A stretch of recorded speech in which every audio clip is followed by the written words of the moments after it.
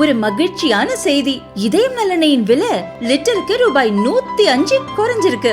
September 2023ல 1 litre இதயம் நல்லெண்ணெயின் அதிகபட்ச விலை ரூபாய் 503. ஆனா இப்ப 1 லிட்டர் இதயம் நல்லெண்ணெயின் விலை ரூபாய் 398 மட்டும்தான் தமிழ்நாட்டுல. அப்ப இனிமே எல்லாரும் இதயம் நல்லெண்ணெய் வாங்கலாம் இல்ல?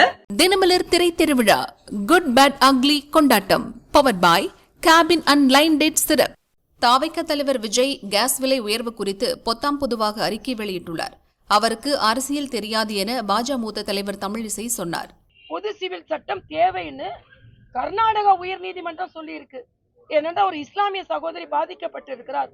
ஒரு மதத்திற்கு ஒரு சட்டம் என்று வைத்தால் பெண்கள் தான் அதிகமாக பாதிக்கப்பட்டிருக்கிறார்கள். அதனாலதான் வக்ஃப் போர்டு வாரிய சட்டத்திற்கு திருத்த சட்டத்திற்கு இஸ்லாமிய பெண்கள் கூட்டமைப்பு ஆதரவு தெரிவித்திருக்கிறது. என்ன சொல்ல போறீங்க? ஆனா என்ன ஒண்ணு தம்பி, விஜய் வர கேஸ் விலை ஏறினதுக்கு ஒரு பெரிய இது கொடுத்திருக்காரு அறிக்கை. கச்சா எண்ணெய் ஏறிடுச்சான், இறங்கலையாம். ஒரு அதிகாரப்பூர்வம் விஞ்ஞானபூர்வம் அங்க இருக்கா? எங்க மாநில தலைவரோட அறிக்கையை பாருங்க, விஜயோட அறிக்கை பாருங்க. அவர் தெளிவா எவ்வளவு ஏறி இருக்கு, இதுக்கு முன்னால் நம்ம எவ்வளவு கொடுத்தோம், எவ்வளவு குறைச்சோம், இன்னைக்கு தவிர்க்க முடியாத காரணத்தினால ஏற்றப்பட்டிருக்கிறது. சும்மா பொதுவா நான் கேட்கிறேன், உங்களை டிக்கெட் எவ்வளவுப்பா விற்கிறீங்க? பிளாக்ல டிக்கெட். மரியாதைக்குரிய பாரத பிரதமர் கருப்பு பணத்தை ஒழித்தார், பிளாக் மணியை ஒழித்தார். அதனால அடிக்கடி நான் சொல்லுவேன், என்னோட கோட்டும் ஒயிட்டு என் நோட்டும் ஒயிட்டுன்னு சொல்லுவேன். டிமானிட்டைசேஷனுக்கு அப்புறம் கருப்பு பணம் ஒழிக்கப்பட்டது. கருப்புல டிக்கெட்டு, பிளாக்ல டிக்கெட் ஒழிக்கப்பட்டதா? உங்க டிக்கெட் எவ்வளவுப்பா சொல்லுங்க பார்க்கலாம். நான் சினிமா போறது இல்லை. டிக்கெட் எவ்வளவுப்பா விஜய் படத்துக்கு?